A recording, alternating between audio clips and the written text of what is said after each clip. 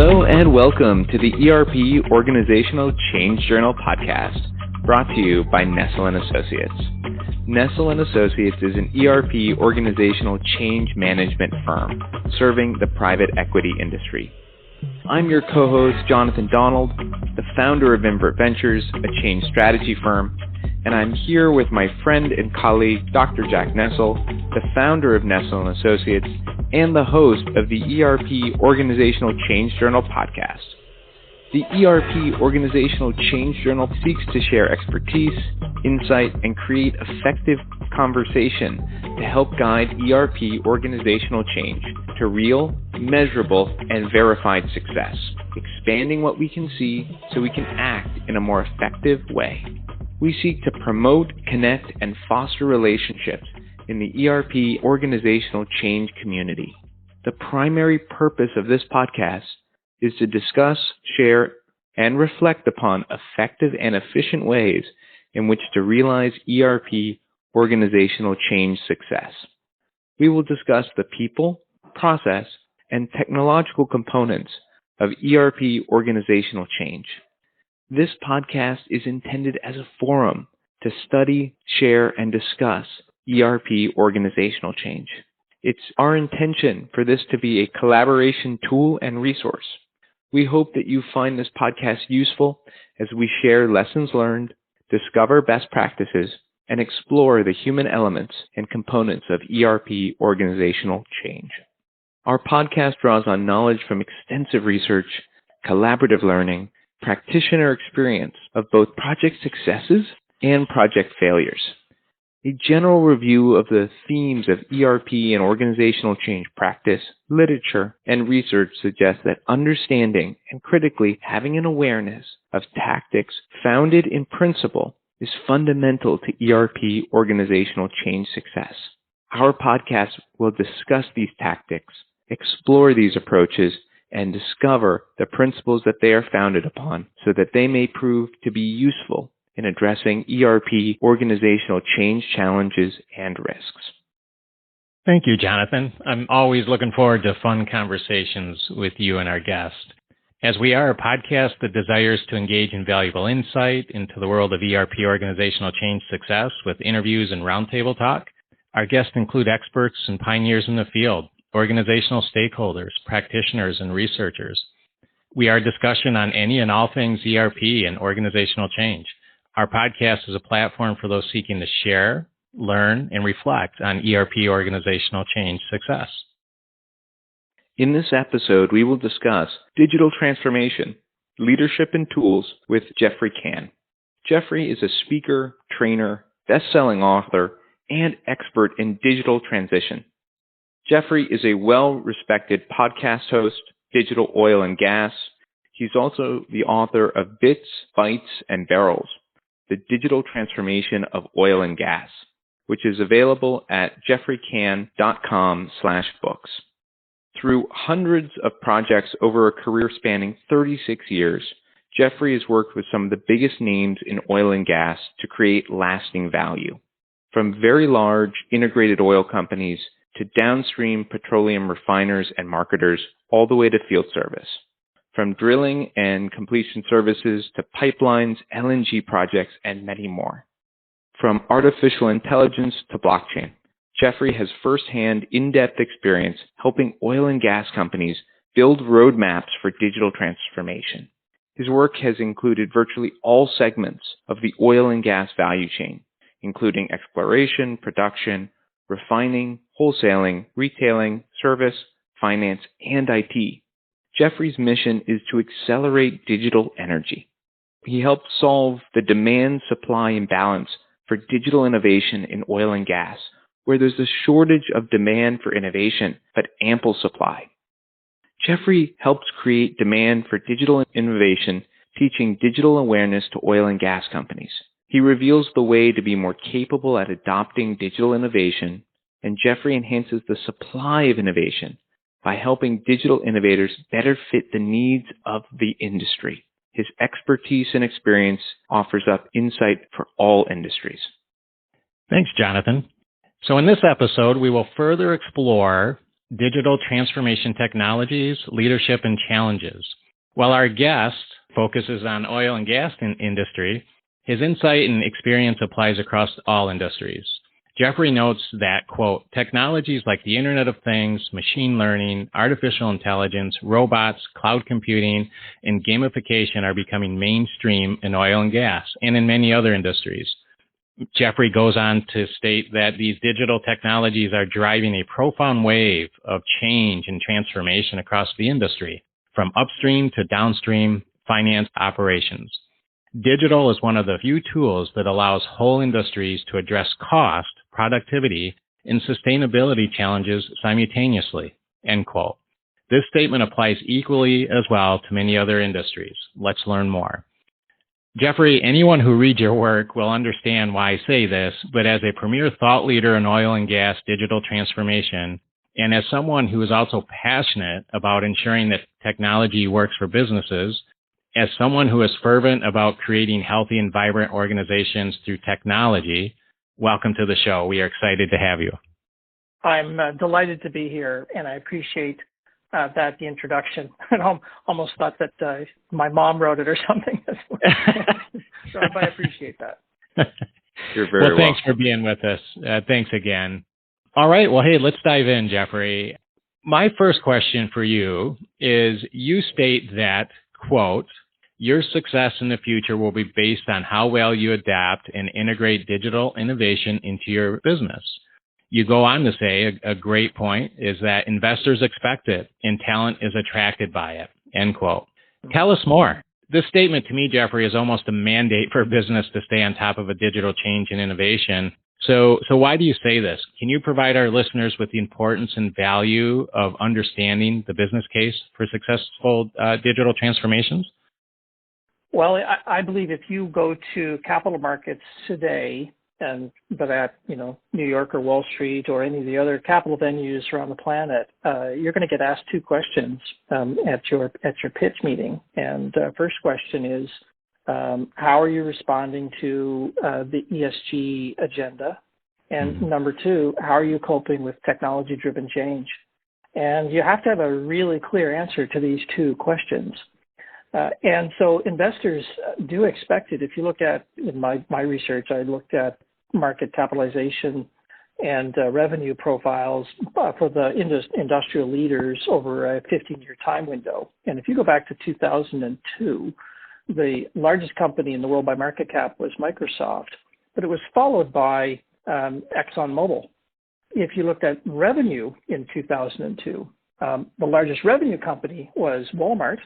Number two, ExxonMobil. Let's forward to 2019, the largest company in the world, depending on the day of the week because they trade places. But it'll be a digital company of some kind. It could be Microsoft or Amazon or Apple or whoever, but it's going to be a digital player. And there are no energy companies now in the top 10 largest companies in the world by market cap. If you look at revenue, however, the largest company in the world in 2019 was Walmart still. But right after that is Sinopec, big Chinese oil company, then Shell, Royal Dutch Shell Group out of Europe, then PetroChina, and that's that State Grid. This industry, the energy industry is revenue rich and therefore cash flow strong.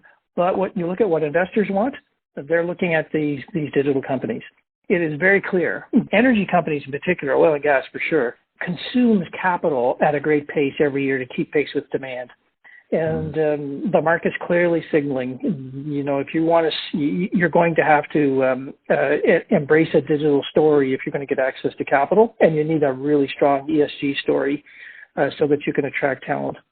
To kind of close that off, if you look at millennial investors now, 40% of millennials who have investments say that ESG commitment is extremely important to them. They'll take a pay cut to work for a company that has a strong, responsible management. Yeah, absolutely. Yeah. If you talk to baby boomers, 17% would say the same thing.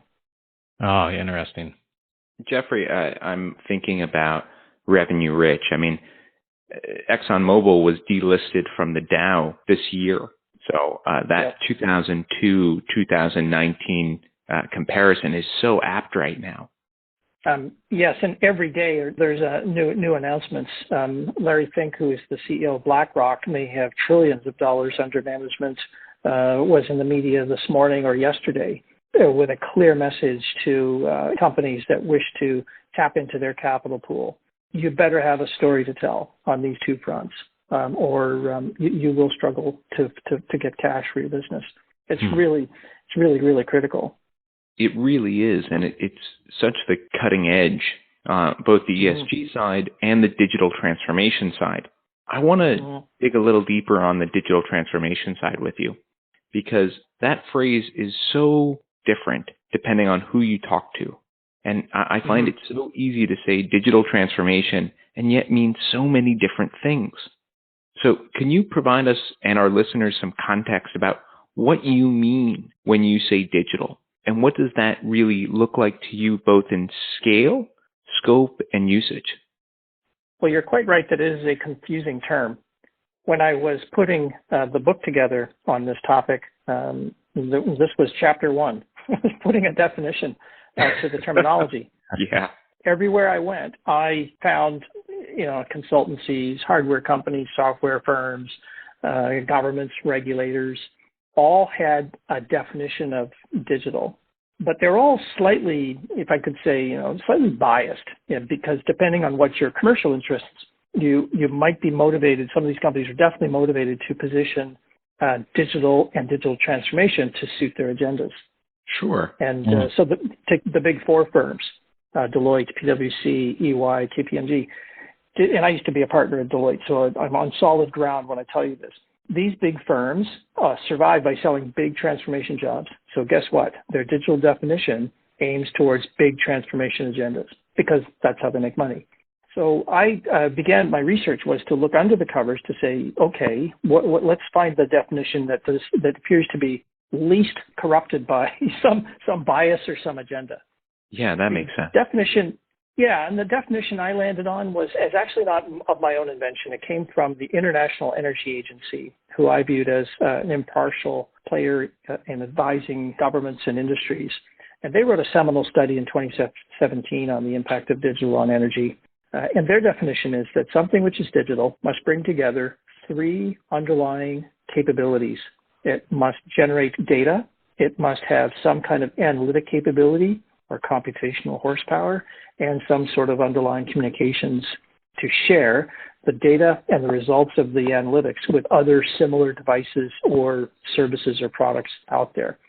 And underpinning that is the rapid growth in chipsets and their capacities to store data and provide horsepower and handle communication volumes. Those 3 things are themselves growing exponentially, and then you combine them together and you create something which is itself growing exponentially.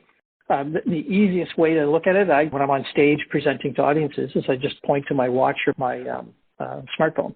These things have data. They can do mathematics and calculations, and they're equipped with lots of communications abilities. And those 3 things taken together allow a product, a service, a thing to participate in a digital world.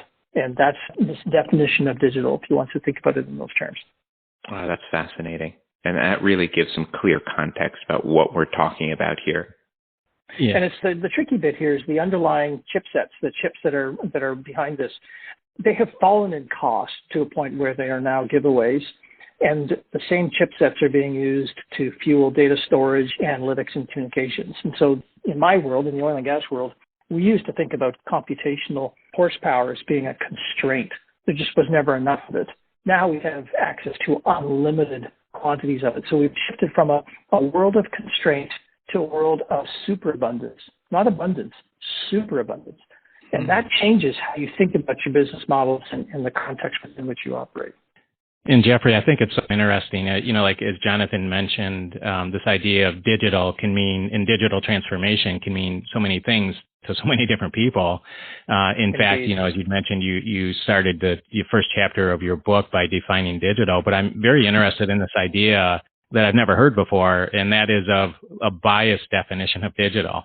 That insight, that's interesting, and I'm going to have to think through that a little bit more. That's a very interesting point.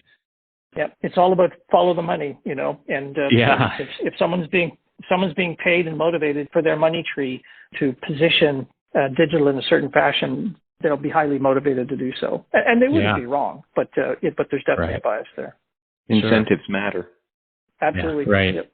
So Geoffrey, then, I know from studying your work that you have a proven framework for approaching digital. Could you walk our listeners through that framework from a high level, please? For sure. So imagine a layer cake. Well, everyone loves cake. I love cake. Imagine a layer cake with multiple layers, and imagine you've got this big central layer of your cake, and that layer is, and these layers, I'll give them names. So the top layer is digital capability, and the middle layer is digital core, and the bottom layer is digital foundations. And a company that's going to be doing and being successful in digital transformation has to do all three of those layers. The two middle layers of this cake you can buy, but if you want to be digital, there's a big distinction. You have to do the top layer of the cake. And most of the businesses dispense with the top layer and just buy digital and think that they're done. And it's just simply not sufficient. And let's dig into this beautiful, delicious layer cake. So the middle layer is what I call the digital core. And the digital core is where companies create what I call signature ways of business. It's the combination of a company or a department or a team's quite specific data assets coupled with sensors or devices that generate that data and computational ability, machine learning or artificial intelligence to interpret that data, and then robots or autonomous processes to then execute that real work using the results of that computation and that data analysis. So your data core, your digital core is made up of those four things: data generated by things, interpreted by machines, and acted on by robots. And companies and businesses and teams configure and reconfigure this digital core, the signature ways of doing business over and over again to create value. So you can be an Internet of Things business, but if you bolt your thing to the deep understanding of the data that your things generate, and you feed it into a machine so that it can interpret the data, you create outsized value. And you can see this in Tesla's cars. The cars are lots of sensors to generate data and lots of machines to interpret the data, and soon the car will be robotic and it will be more or less autonomous. That creates extraordinary value, and you can see it in Tesla's stock price, up 800% last year. Yeah, right. So there's layer one of your cake, and if you just consumed one layer of the cake, you're in this layer. But like all good cakes, you need a second layer. And the bottom layer is what I call digital foundations, and the digital foundations are made up of cloud computing, trust technologies, and enterprise capabilities. And the cloud computing is what stitches together the things and the data sets and the robots so that they can share information with each other. It's critical. And you can see cloud computing is just staggeringly how fast it's growing. And then beneath that is trust technologies, not as used yet, but coming very, very quickly. And this relates to blockchain, Bitcoin, and various other trust tools. And then finally, on the very, very bottom of the cake are the enterprise tools, the enterprise resource planning tools, the cyber tools, the stuff that you need to run your business. These are themselves going digital and becoming digital, and you need them. So there's your bottom layer of your cake. You could have those two layers of the cake. You can buy digital. But as they say, if you want to be digital, you have to have the top layer of the cake. And the top layer of the cake is the really hard part. It's where we create people-based change in embracing digital. We have to adopt new ways of working. And these are driven by two laws. The first law is Moore's law, viral change. So things are changing so fast. In business terms, Moore's law translates to 40% compounded annual growth rate. Now, if we grow anything by 2 or 3% industrially, we feel pretty good. Imagine something that grows 40% compounded, and it does that for long periods of time. That's the key driver for digital, is how fast it's changing. And so to work with that, we have to embrace different ways of working because digital is changing at a pace that most of us can't cope with. So therefore, we need to adopt agile ways of working, a much sharper understanding of user experience, being far more nimble and agile, and that's ways of working change. And then above that, the very top of the layer of cake, as I characterize it, is people and change management, getting the right talents, the right skill set, the right people, and helping those individuals in the organization embrace change. And unless you build that, what I call the digital capability, unless you've got that, you will really struggle to keep pace with the drivers of change at the next two layers down in your cake, data and Internet of Things and machine learning and blockchain. They're just changing way too fast. So to be digital at the top of the cake, you have to embrace these new digital capabilities. Very interesting way of looking at it, Geoffrey. I'm going to write a paper on this cake. It's fascinating. But layered cake. Yeah, this layered cake. Yeah, exactly. And, the way I often look at it, we call it the triad: people, processes, and technology. And I think the way you broke it down is very meaningful and very insightful. But just for our listeners, again, if I may, your cake, and correct me if I'm wrong, it's really a 4-layer cake, correct? You have your... Let's see. Is it 3 or 4 layers? Well, I see it as digital capability is your top layer, which it breaks down into 2 sub-layers, if you like. People, your core change and foundation. Management, agile methods, yeah, exactly. And then your middle is your digital core, and it has 4 components, which you combine and recombine to solve for real work. And your digital foundations are sitting on things like cloud computing, trust technologies, and enterprise capabilities. So the cake, if you think about it in a model, the cake is 3 layers. The layers themselves break down into different sub-layers. There's probably more than 3, but 3 is to try and get people to really understand the distinction between being digital and buying digital. You can't be digital unless you have all 3 of those layers working with you. Absolutely. That's the key message there. Yeah. Yeah. Great message. Great point. Geoffrey, I think this is fantastic. The distinction between buying digital and being digital, I think, is something that is really not clear. And you've just made it incredibly clear. So thank you for that. Yeah, I've seen this endemic to industry. It's specific to oil and gas, and I don't have enough experience in many other industries to be sharp on this. And I can absolutely tell you that when you're in an industry that's running at pace, the way oil and gas is these days, that people really want to buy their way out of their problems. But the secret here, unfortunately, is you're going to have to change the nuts and bolts of the business in more fundamental ways, and that means people, and that's really hard to do. Yeah, I mean, I live and work on the people and the change strategy side of this, helping people embrace the drivers of change. And I've never seen them as actually opposing technology.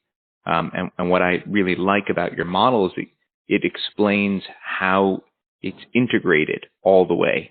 I want to pull on that to say, when you look at those 3, the digital core, digital capabilities, and the digital foundation, specifically oil and gas, but also in general, where do businesses really go wrong? And where do they tend to make those mistakes that you can see? Well, the first is an underplay on the value of data. So oil and gas companies are very, very data-rich businesses because the product is dangerous. Like you don't even want to be exposed to it. So the business runs almost entirely on information that it has about fossil fuels because we don't want to come into contact with the fossil fuel directly. So it's a very interesting thought. No one ever descends down the oil well to inspect the inventory of gas down there physically. Like you can go into a wine cellar and count bottles, but you can't go into the oil and gas reservoir and inspect the holdings. So we're running this industry entirely on data that we have about the industry. So data, therefore, is really, really important to oil and gas. And yet, when you dig underneath it, what you find is that the industry does not actually have a data culture in the same way that you would find in a digital company. And even the job. So if you went to just 2 years ago in oil and gas, if you said, I'd like to meet with the data scientist of your oil company, people would look at you like you've got 2 heads. Like, well, what are you talking about? We don't have that. The reality is, the data is the lifeblood of digital. Without that, you can't really, imagine start adding sensors to your equipment. They're going to start spewing data. And if you don't really think carefully, how are you going to clean that data, remove the anomalies, make it accessible, give it context, store it correctly, make it accessible, allow people to work with it? Unless you think your way through that, that's your first breakdown. Yeah. Second big breakdown after that is where people really struggle, is that they simply don't bother with the changing the business to keep pace with the change of the technology. it's always worked this way. We've always done our work in this fashion. Why would we change? And that's just a lack of understanding of the imperative here, driven by the Moore's Law. Well, I think, Geoffrey, that might lead us into my next question, and maybe that second point has something to do with this idea of what you call fuse and bang. So I know in your speaking engagements, you mentioned this fuse and bang, the timing and impacts of digital.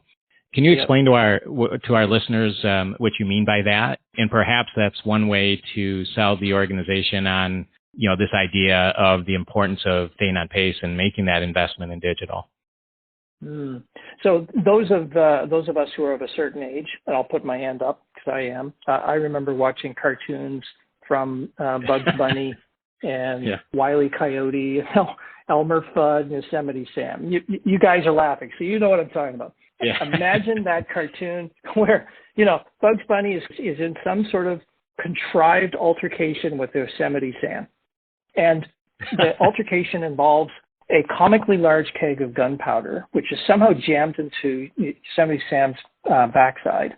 And he's racing off, leaving a trail of gunpowder on the gangplank or the deck of the ship or wherever they happen to be. Bugs merely drops a match onto that gunpowder fuse, and the fuse then goes racing after Yosemite Sam. And it always ends in this comically large, epic, but not very terminal explosion, because he'll be back to the very next scene to do it all over again. So the bang is the size of that keg of gunpowder, and the fuse is how long the trail is of that gunpowder before it reaches the keg and explodes. And so the analogy in digital is that some industries have a long fuse, like it'll take quite a while before these digital tools start to have an effect. And the bang may be small or may be large. Let me use an example of a long fuse, slow bang problem in oil and gas. You take an oil refinery. It was built 40 years ago. It does not have the sensor technologies built into it, lacks conduit, might not even have necessary wiring. And the idea that you're somehow going to turn that into a digital animal to rival Tesla's cars is just laughable. It's just not going to happen. And so the fuse is very, very long before you're going to see any change. And then when the change arrives, it may be quite small. Whereas let's think about a big bang and a short fuse. So imagine you're a technology company, you're a service company, a rig company, as an example. You're drilling rigs. You've got on your rig the ability to collect data from sensors at the drill bit. And every 2 or 3 years, your rigs are so beat up because of how hard this job is, you replace your rigs. Well, every 3 years, you've got a window to incorporate all kinds of new technology. Remember that Moore's Law is changing at a 40% compounded annual growth rate. So 3 years from now, if you bought a rig today, 3 years from now, your rig has the potential to embed on it a dramatically different suite of technologies. And sure enough, if you look at the services industry, the degree of change in that industry is far outstripping what you would see in general oil and gas, because the capital turns over fast. Capital isn't huge. Drill rigs aren't that expensive. And the ability to incorporate these technologies in is far easier than for, say, a big oil refinery that, doesn't change except every 40 years. So the fuse for them is really quite short. And I can tell you, when you start staring at drill rigs, there are a number of companies trying to figure out, how do I go from a 32-person crew down to a 2-person crew?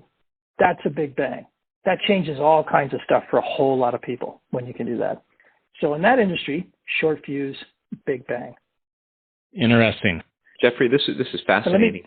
Let me just sort of tailor that a little bit. What I did in the book is I looked at every segment of the industry: upstream, midstream, downstream, turnarounds, capital projects, trading, retailing, even back office functions, and just asked the same question. What is the length of the fuse? In other words, how much time do we have before these technologies will have an impact? And then when they do arrive, what's the impact actually going to be on that part of the value chain?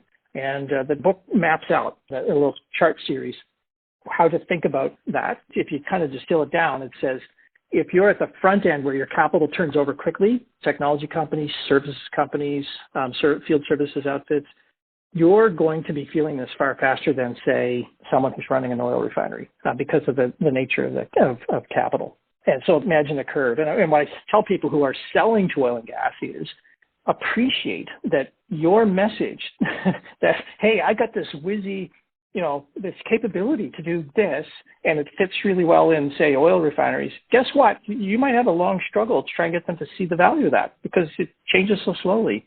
Take that technology instead to a drill operator. They'd be far more interested in innovation because they have the ability to cycle their capital so much better. That's how you think about the fuse and the bang model. Fascinating, right? It really helps me identify, based on capital turnover, where to really focus and expect to see digital innovation.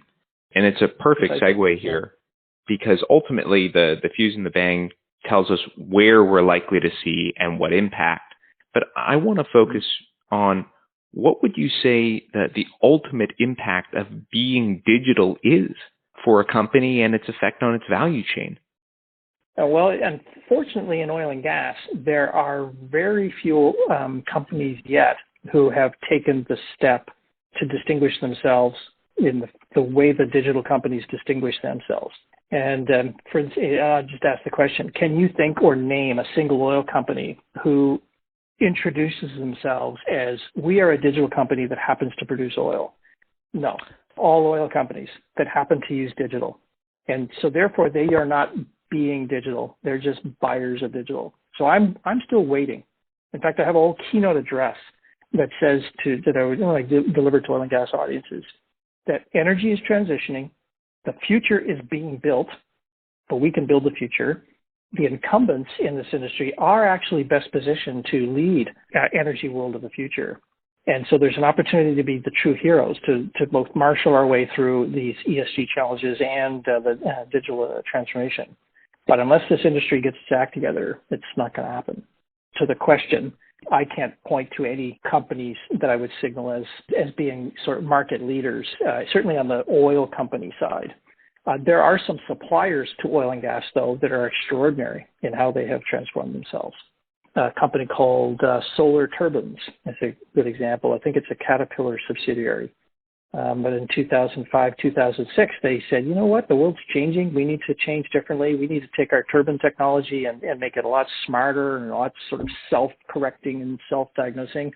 And they have been investing hugely and reinventing their company.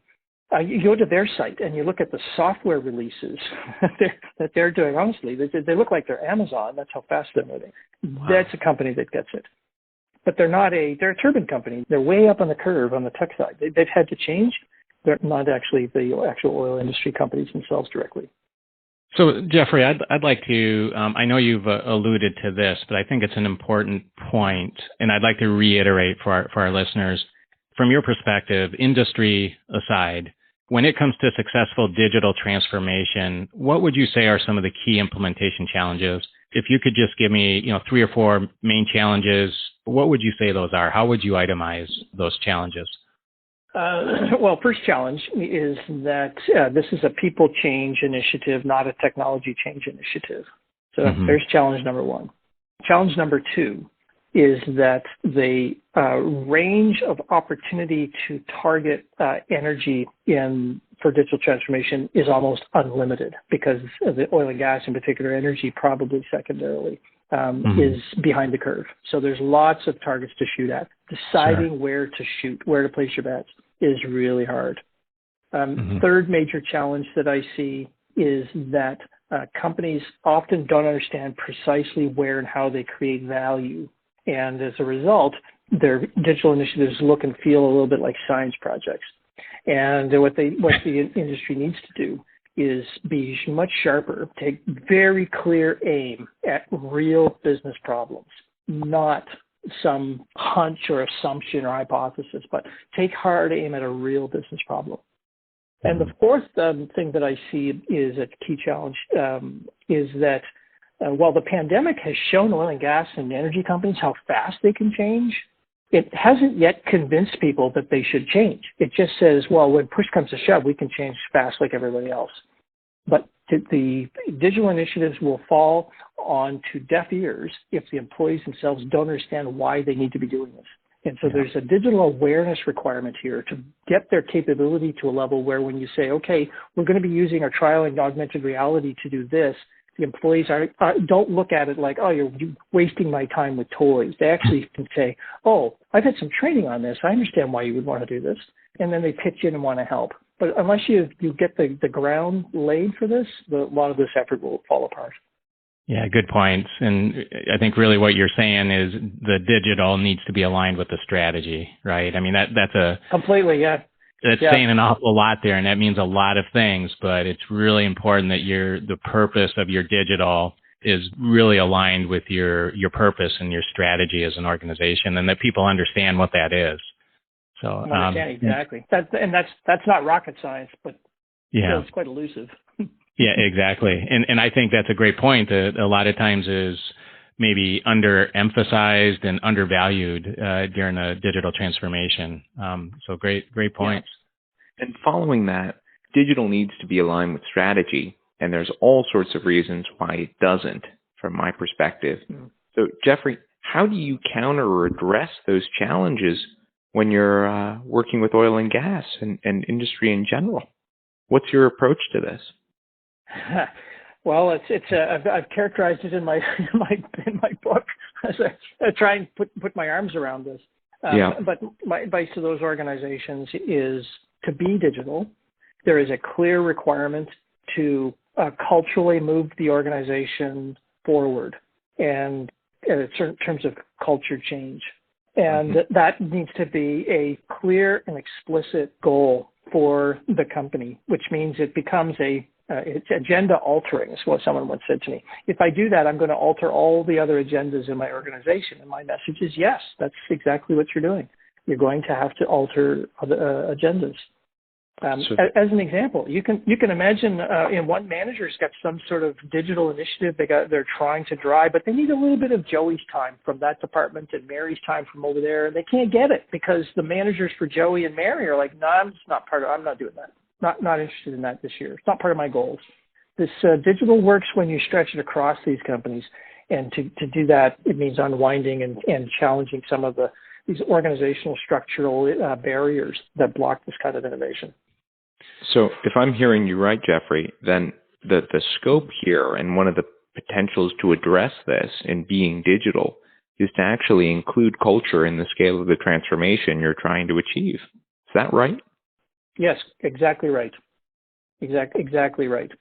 And I use a good example from oil and gas because it's my sort of touchstone, my home base, if you like. But the oil and gas world builds things using a waterfall method of design. So the engineers get together and they think about what the thing should do that they want to build, and they do a lot of work, and then they hand it over to another group, and they do a lot of work, and then the next group, and it does a lot of work. It takes forever. Where in the digital world, they will establish, here's the amount of time I have to work on my problem, and I'm going to deliver something within this time box. So instead of binding it by scope, I'm going to bind it by time. And then I'm going to work very, very closely with counterparts and colleagues to zero in on what it is that I'm trying to accomplish. And then I'm going to iteratively develop and design my way to that outcome. And that could be a well pad. It doesn't have to be a software. It could be something else. Yeah, right. Absolutely. And that agile way of doing things is so foreign to this industry that you have to undo decades and decades of programming and education and behavior and incentive structures and supply chain rigidities so that you can begin to behave in a more agile way. That's a lot of work, and it's mostly people. It's not driven by cement and steel. Yeah, so true. So, Geoffrey, I'd like to maybe just slightly switch gears. I have a question on a specific digital technology, but just briefly, if possible, because I know it's a pretty loaded technology and question, but can you provide our listeners with a quick lesson on blockchain, which you call, quote, the new engine of trust? That is, what is it, and where do you see its greatest potential in terms of the value chain in general?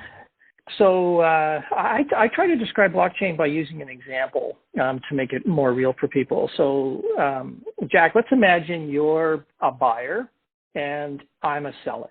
And you're buying you put out your purchase order to buy something, and the purchase order will have the quantity you want and the description of maybe the part number that you're after, the price you wish to pay, the extension, the taxation, so on. So you have your purchase order. I receive your purchase order, and then I create on my side a sales order.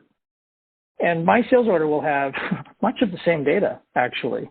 Your name, what product you want to buy, how many parts, bits and pieces you expect to buy, the price we've agreed, the date it's going to be delivered.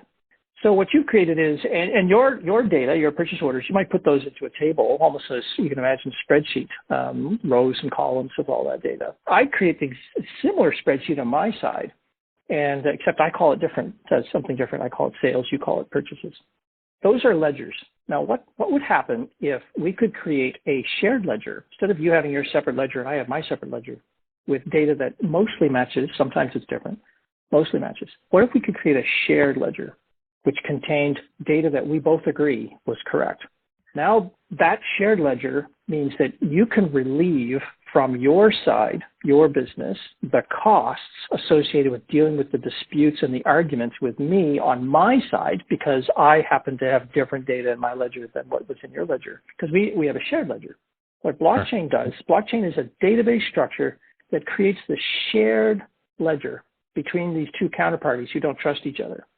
I mean, I've got every incentive on my side. You know, if you said, well, I want to buy 12 of those, well, I'm going to put down 13, because you know what? He always asks for 13. Every time I sell to him, he wants 13. I'm going to put 13 in there. Right. My ledger is now different from your ledger. Yeah, exactly. Here's an interesting statistic. Did you know that 9% of all the oil traded by ships on the oceans today, fully 9% is disputed? The party who is selling the oil and the party who is buying the oil don't agree on what they agreed to buy and sell.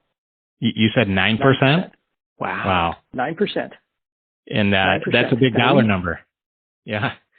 You do the math in your head. How much oil is traded on ships per year? It's something like 40%. The balance is others pipelines, but say 40% of 100 million barrels a day. Multiply that by 365 days a year. Multiply that by $55 a barrel. Multiply that by 120 days to settle a dispute. You end up with a very, very, very large number. Big number. Yeah, interesting. A big number. Imagine you could create the shared ledger between the two parties that captured correct data, and you could eliminate the disputes. So that's what blockchain is. It's that shared ledger. And how it works is that it sits on multiple computers, which makes it very hard to hack and destroy and corrupt. It makes it hard to insert false data, because the two parties have to agree what's the correct data. And the database structure, if you work with trusted parties to manage and maintain the data for you, you can run these things at very, very low cost. Yeah. So that's just sales and purchases. Try to imagine all the places where you got two people doing a deal and they don't trust each other. It's like virtually every deal. Blockchain has the potential to underpin how you would trust doing things. So another example, European automakers are equipping the next generation of cars with blockchain capabilities so that you can drive to a parking lot, your car will talk to the gate and open up the gate to let your car in. You don't have to roll your window down and get a ticket. You just drive in, the gate closes. The database now records that your car is in that lot. And then when you leave, the gate opens and you drive out, it now records that you left that. No disputes, no tickets, nothing. It's recorded on this blockchain database structure. You can see it, I can see it, and then it just gets auto-paid. This could transform parking lots, road tolls, gasoline purchases, power purchases for your car, licensing for your vehicle, paying for insurance, paying for accidents, tickets, all kinds of things get unlocked here. Yeah, blockchain has huge potential, no doubt about that. So Geoffrey, I know that I have one more question with our time today, and I believe Jonathan does as well, has one more question he'd like to ask. I want to switch gears again to this idea of people and culture that you referred to earlier.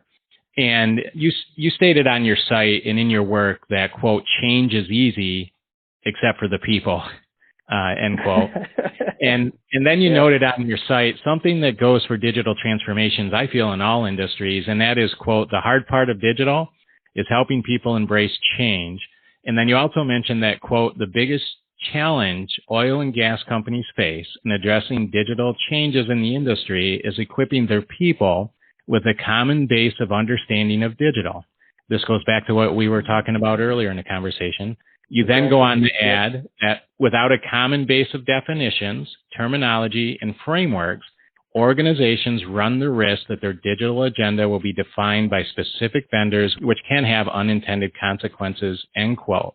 So this goes back to the idea I mentioned earlier in the value of digital and the strategy, making sure it's aligned with corporate strategy and goals and mission and vision and values. What are the top recommendations you may have for our listeners on how to do that? That is to avoid the challenges and pitfalls of this idea that change is easy except for the people. Mm-hmm. Well, specifically on equipping the troops with your team with the common base of understanding. The reason to do that is because people are curious about this technology. They can see it all around them. And whether you motivate it or not, people are trying to teach themselves what digital actually means. And they may be going to inappropriate places to draw conclusions about that. If your employees' only education around digital is social media tools over the last 4 years dealing with false narratives, fake news, and the challenges of Facebook in the court systems, threats of breakup, your people will have a very jaundiced view, a jaded view about what digital is and what it could do for your business. You could successfully inoculate your people from ever embracing this because they have been miseducated about what digital actually is. So I put that out there because what I believe is unless you counterbalance that, you definitely run the risk you will have an ill-equipped workforce for your change agenda. Yeah. Now, how do you solve for that? Petronas is a big Malaysian oil and gas concern, 50,000 employees, and they've created an internal team whose role is to scour the planet to look for the best and least expensive but thoughtful ways that they can get their employees up to speed quickly on digital.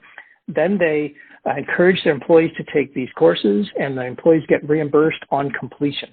And the pressure to take the courses is pretty high, as you can appreciate. So what they're doing is creating this incentive structure for the employees not to go to Facebook and get educated about, like, God knows what Facebook would tell you about digital, but go instead to this recommended training course or this awareness course. That's what I counsel companies to do is don't leave this to chance. You will create problems with your employee base. Exactly. Don't leave it to chance. That's the key. It's not worth it. It's not worth it. Yeah. Yep. And I like this notion of, because we're rated on virus world, right? Imagine inoculating your employees against a successful digital deployment. You got a team over here. Their job is to roll this out. And by allowing your troops to self-inoculate with the wrong medicine, you've created the conditions where they cannot absorb what you want them to take on board. Another great analogy, Geoffrey. That's right up there with the cake. So I'm going to borrow those two. Inject some cake. Geoffrey, I love that analogy. Inoculating yourself against a successful digital transformation. Yeah. In conclusion of this conversation, which I've found fascinating, I want to distill down, because your analogies are perfect distillations of your experience, your wisdom, your research in this field. How would you approach our listeners and our fellow practitioners who are listening and business leaders? What would you say is the key thing for them to see, do, or be to lead a successful digital transformation? In about 2 sentences or less, what would that one sort of key bit be on C, do, and be? You're being challenged, Geoffrey. That's a loaded question. Well, it is, but I have an analogy, or at least a story to tell about it. A company called Texmark Chemicals in Houston, I hold out as the textbook example of what they did. They took their, probably I'm not sure what the right word is, their crustiest and cynical engineer team and took them on a road trip to Hewlett-Packard. Now, this is a group who said, no way, this stuff is toys. This is stuff for my grandkids or my kids, not investing in this for our business. They took them to HP's labs, and HP showed them what some of this stuff could do. And they came out the other end totally switched on about the power of this. This is a show me industry. You got to show people this can actually work. If you want to get started, I tell people, get on the road. Go find leaders in not necessarily your industry, but go find the leaders in an industry that are signaling that they are far out ahead because of their innovation. Go see what they're up to. You'd be surprised what you can learn, and you can get your people to go, whoa, well, we could do that too. Excellent advice. Excellent answer, Geoffrey. Eloquent, short, and meaningful. I love it. So, Geoffrey, thank you so much for your time today. You're such a fun teacher. You're a dynamic and inspiring speaker for sure, and your passion is obvious. So thanks again for joining us today and sharing your insight. We appreciate it. I've had a great time. Thank you for inviting me. Thanks again, and be well. Thank you very much. What a great conversation, Geoffrey. Thank you. Bye for now. Please join us in our next episode as we discuss RFID, Value Creation and Effective Tech Strategy, with Mr. Dean Frew. We will explore RFID and its significance as a digital transformation technology. Mr. Frew is Chief Technology Officer and Senior Vice President, RFID Solutions at SML Group Limited. In addition, Mr. Frew is a retail thought leader, global team builder, and RFID and Internet of Things app expert. Mr. Frew has founded and led multiple disruptive technology organizations, including venture-backed and large corporate teams, into emerging markets with industry-leading enterprise products and solutions. Mr. Frew is a recognized industry thought leader and frequent speaker in the RFID and Internet of Things business application community. He is currently leading the SML RFID team addressing digital transformation and item-level RFID solutions in the global retail market. Mr. Frew is responsible for building and managing a global team, including China, North America, and Europe, of world-class experts in building global partner networks specializing in retail operational transformation. We hope you join us for another rich conversation. Listeners, thank you for joining us on today's episode. We are incredibly excited and grateful to have friends, colleagues, and mentors join us on our podcast. We have an incredible lineup of guests, including ERP and organizational change speakers, authors, professors, researchers, pioneers in the field, practitioners, PE partners, business executives, ERP vendors, and organizational stakeholders. We invite you to leave us feedback and a review because we want to make this the most useful and insightful podcast you listen to, and we need your help to do so. Thank you, listeners, for being with us again this week as we seek to 1, promote, connect, and foster relationships in the ERP organizational change community, 2, contribute to the field of ERP organizational change, and 3, bring research and practice closer together. Please join us again next week as we discuss the latest ERP organizational change research, practice, and stories. Our podcast will draw on knowledge from extensive research, collaborative learning, and practitioner expertise and experience. Hashtag the ERP Organizational Change Journal. From everyone here on the team, Jack and myself, we wish you a great week, and we hope to see you again soon on another episode. Bye for now.